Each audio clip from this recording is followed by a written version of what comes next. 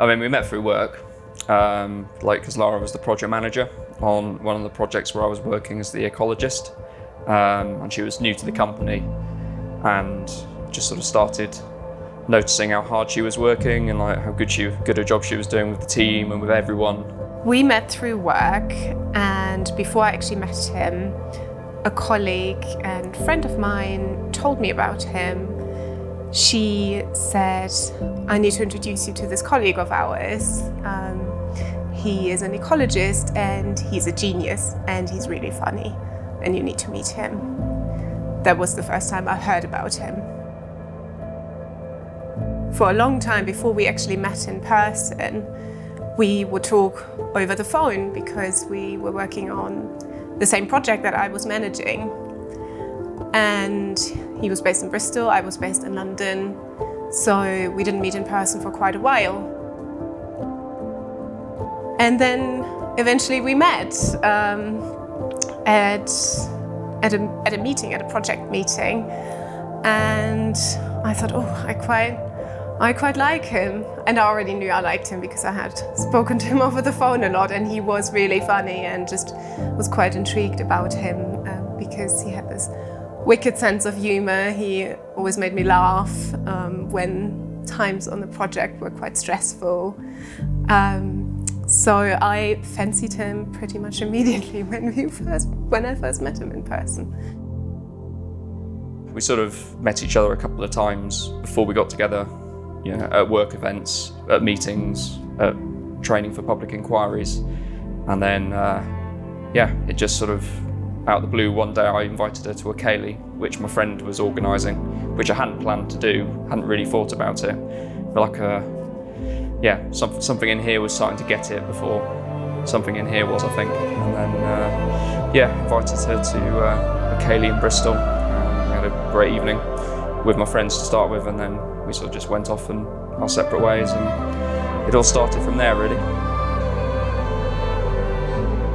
That was our first date. I'm not sure he really thought it was a date when he invited me. I definitely thought it was a date, and it turned out to be one, and that's when we got together.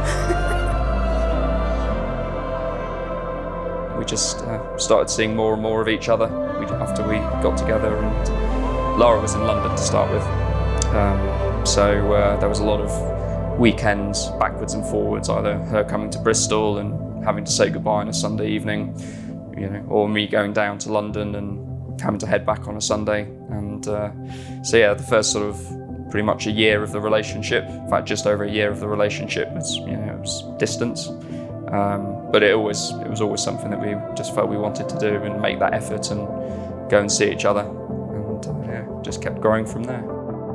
We went on our first holiday together in Tenerife in April 2019, and that was when I asked Lara if she'd like to move in with me in Bristol.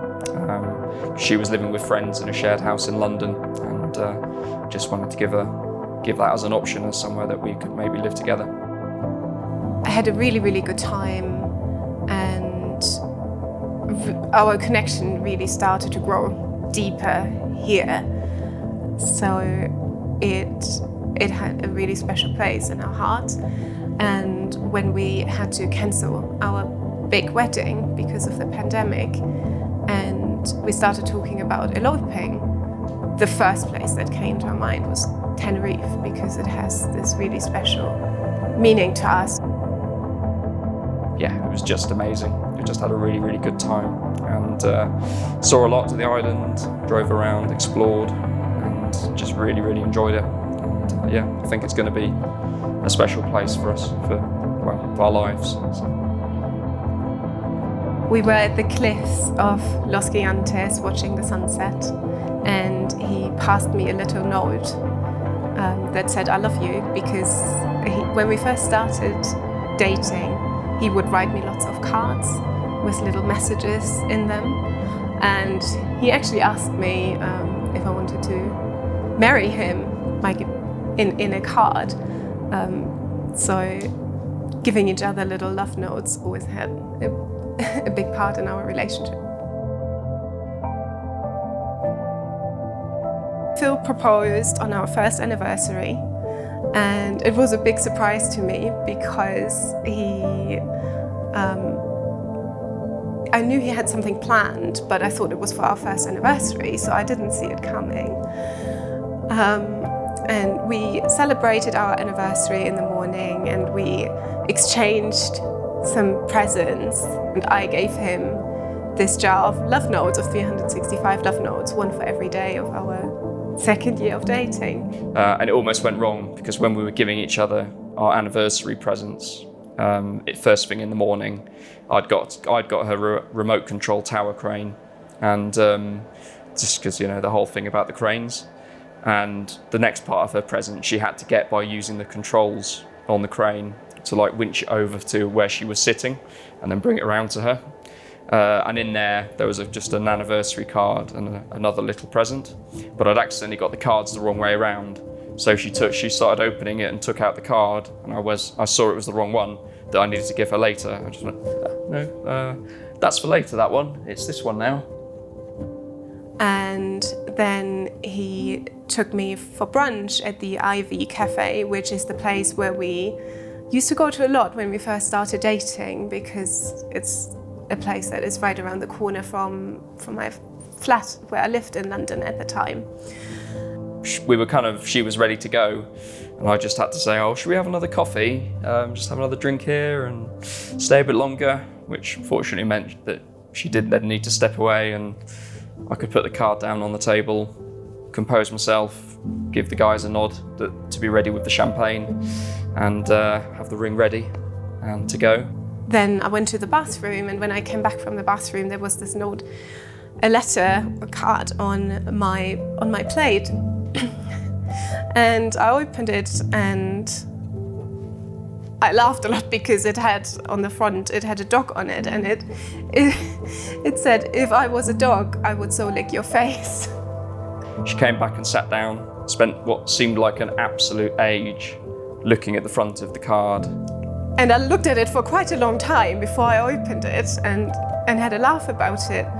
And when I opened it, it said, will you marry me? And in that moment, he dropped down on one knee and pulled this ring out of his jacket. And my first reaction was, is this for real?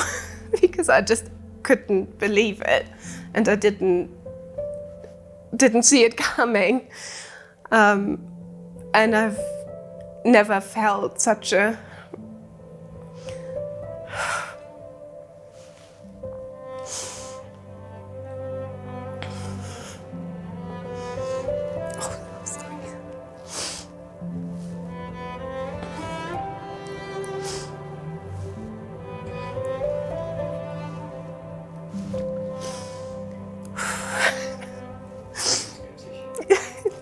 No, it's okay.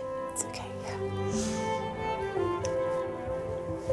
I had never before felt such a rush of joy, and I didn't know that such an immense feeling of joy was actually even possible, and it was really overwhelming because I never thought I wanted to get married. It was never something that I saw in my future until I met Phil. So after 40 minutes, I managed to say yes, because I was crying so much that I couldn't get any words out. Everyone was cheering in the restaurant, and he had smuggled a bottle of our favorite champagne in. He hadn't smuggled it in, he had arranged it with the manager, who then brought it over for us to celebrate. But we couldn't actually drink it for a while because I was so shaky that I just needed a very strong cup of tea first. Because I was just so overwhelmed.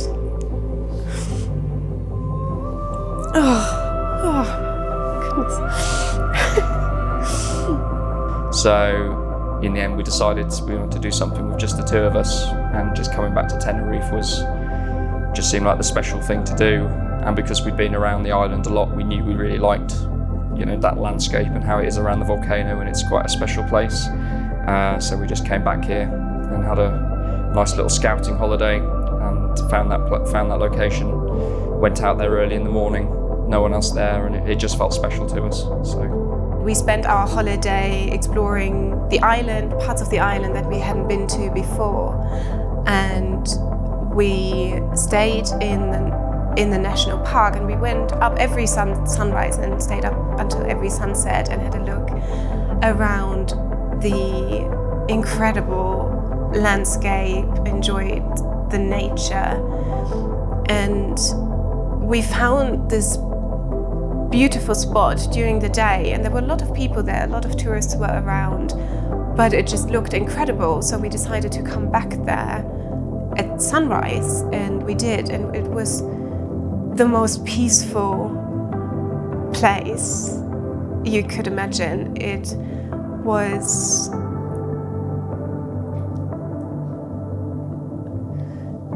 we felt such a connection with each other in that place and with this place, with Tenerife. And the light was magical, and I think we knew that that was the spot for where we wanted to exchange the most important promises that we will ever make to each other.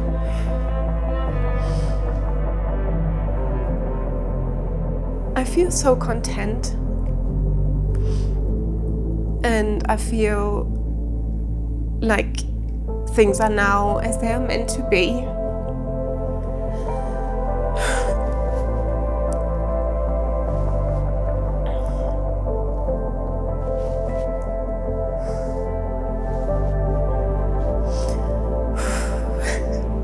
I feel really peaceful because I know that I have found my person and my place by his side.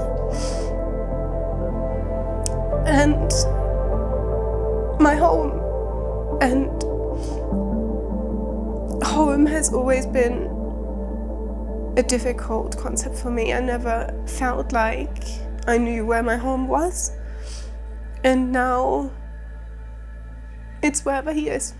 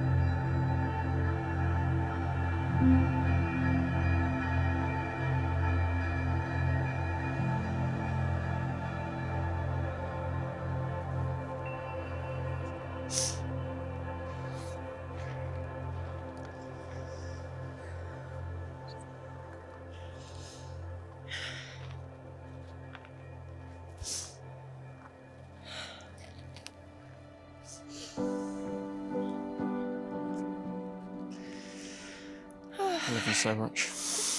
I love you too.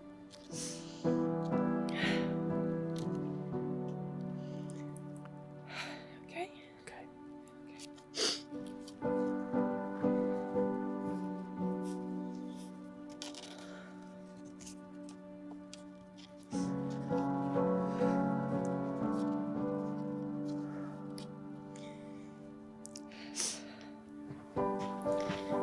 Phil, my love. It was when we first came to this island, where the sky is endless and the stars are so close, that I felt our love growing into something deeper. Since the beginning, there have been 1,083 days of us. But sometimes it feels like I have known you all my life. Your soul has always felt so familiar, like it is part of my own soul that was missing and finally came home to me when I met you. Yet I am still learning so much about you every day. And I want to know everything. I want to know what you know. Everything that moves you. Everything that brings you happiness. I want to find the source of all that creative energy within you. And I want to know what you think and feel. I love you. For the peacefulness in the cup of coffee that you bring me to bed every morning. The tenderness with which you let me cry in your arms. And for the endless forgiveness that you somehow find within you for my countless flaws. You see the best in everyone you meet, and you teach me to do the same when I am too quick to judge. Being able to tap into your beautiful soul inspires me to be a better person, to be more like you. You have the kindest heart I have ever known. You allowing me to hold it and care for it is my proudest achievement. You are my favorite, my compass, my true north. You are my telescope, guiding me to see beauty when my vision gets clouded by worry. I love you for giving me hope when I dwell on the world being a dark place sometimes. And I vow to bring light into your days. You know that I pour my heart out easily. But when I met you, for the first time I truly understood what it's like to pour my heart into someone else's. Your heart replenishes mine with the way you care for me. I vow to care for you the same way, always. You have never shied away from my overflowing emotions. When they get the better of me, you are my boat in the stormy sea. You are my anchor, my safe harbor. And I vow to be the wind in your sails if you ever feel like you're drifting without direction. My head is always in the clouds. I'm a stargazer and dreamer. And I love you for being so down to earth. And I love you for helping me grow roots. I never want to stop exploring the world with you, but my heart has found its home in yours. And you know how difficult the concept of home has always been for me. I vow that I will always find my way home to you. You accept me for who I am, and you never try to change me. But you have redefined love for me, and you have changed who I want to be, your wife. And I vow that I will always try to be the wife and the partner that you deserve. I vow to always put us and our marriage first. I vow that whatever happens, happens to both of us. I vow that wherever you go, you're not going alone. I vow that your dreams will always be my dreams too. I orbit around the gravity of your love. I love you 3000.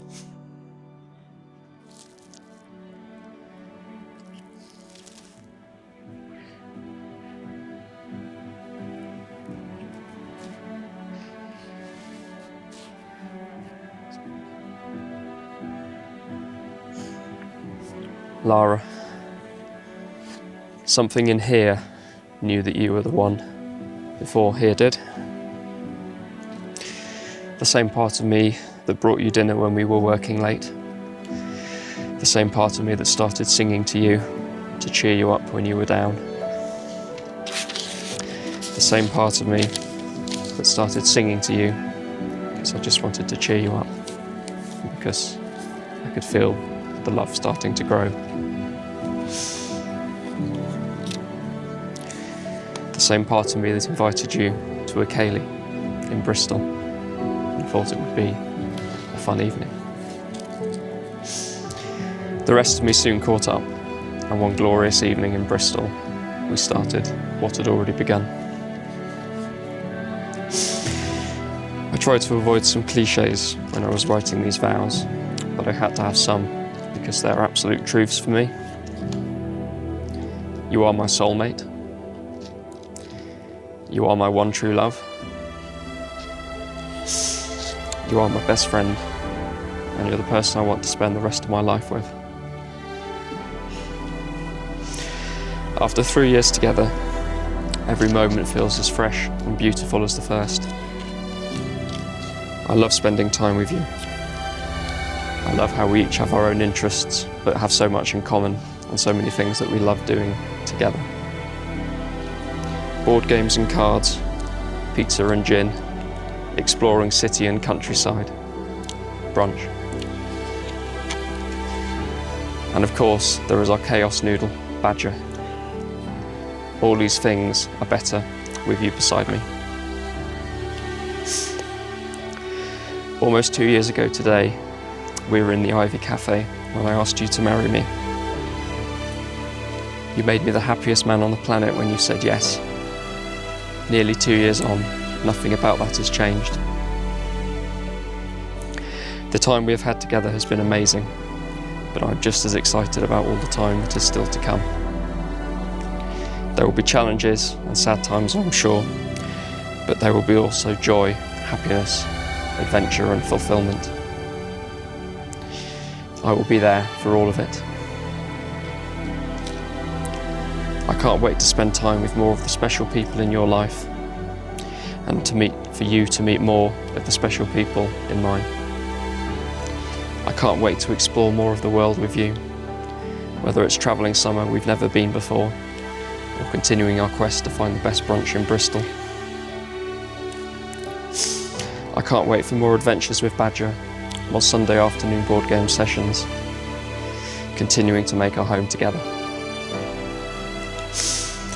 I can't wait to find new ways for us to be kind to each other and to the people and the planet around us. I can't wait for us to look after each other whenever the other person needs it. And so Lara, these are my vows to you. I will be your partner in all that we do. I will be beside you when times are tough and when they're good too. When you are sad, I will wipe away the tears and hold you close. When you are happy, I will share that happiness and joy. I promise to support you in achieving your dreams, because they are my dreams too.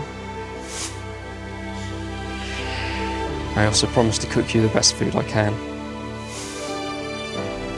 But finally, I promise to love you with all my heart and all my soul. I can't wait to spend the rest of our lives together. I love you.